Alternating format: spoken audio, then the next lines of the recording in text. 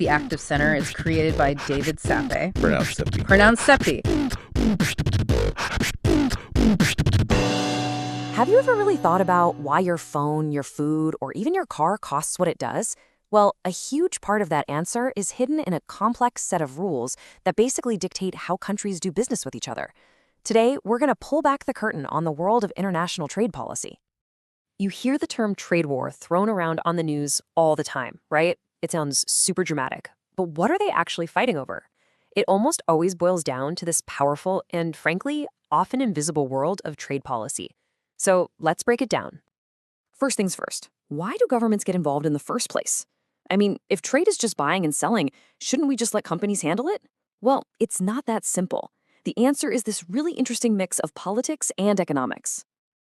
At its core, international trade policy is basically a government's official playbook for managing what comes into the country and what goes out. Think of it as a massive balancing act.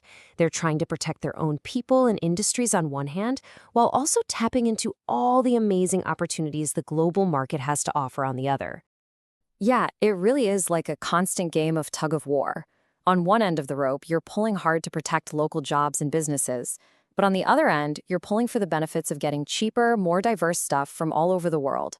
That right there is the fundamental tension of trade policy. So what's really driving these big decisions? Well, it usually comes down to two major motivators that are, often pulling in opposite directions, politics and economics. Let's take a look at how they each play out. Okay, so on the political side, it's often about playing the short game. Things like protecting jobs in a key industry, making sure you aren't relying on other countries for essential stuff, national security, or even using trade as a weapon to retaliate in a dispute. But the economic reasons, they're usually more about the long game. You've got the infant industry argument, which is exactly what it sounds like, protecting a new industry until it's strong enough to compete globally. And then there's a strategic trade policy, which is kind of like a government actively coaching its top companies to go out there and win on the world stage. So how do governments actually put these policies into action? Well, they've got a whole toolkit with a very specific tool for just about any job they need to do.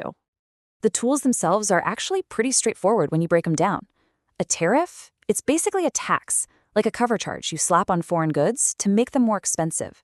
A subsidy is when the government gives its own companies a little financial boost to help them compete. A quota is like a guest list for imports. Only a certain number get in, period. And administrative policies? That's just a fancy way of saying drown them in paperwork to slow the whole process down. And here's another really powerful tool, the local contact requirement. This rule basically says, sure, you can sell your product here, but a certain piece of it has to be made right here by our workers. It's a very direct way to link trade policy to jobs at home.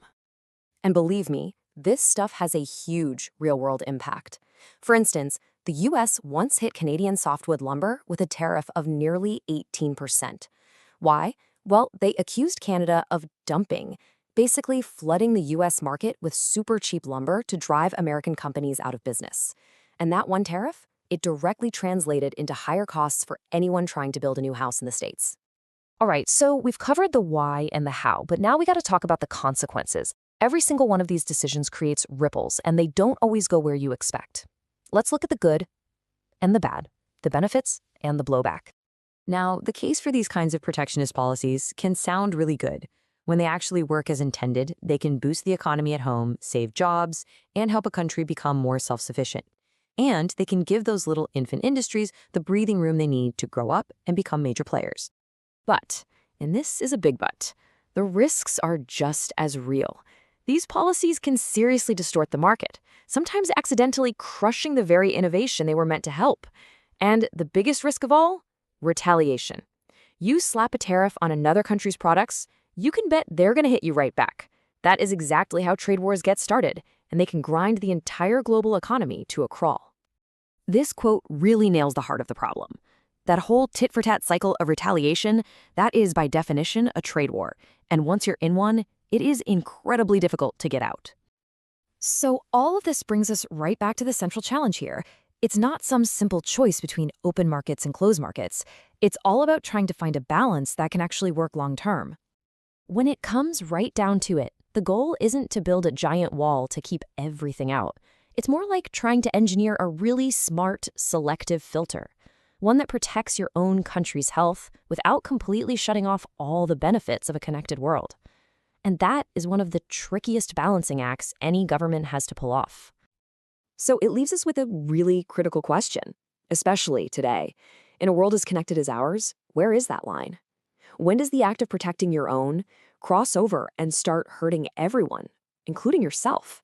That is the billion-dollar question at the very heart of international trade.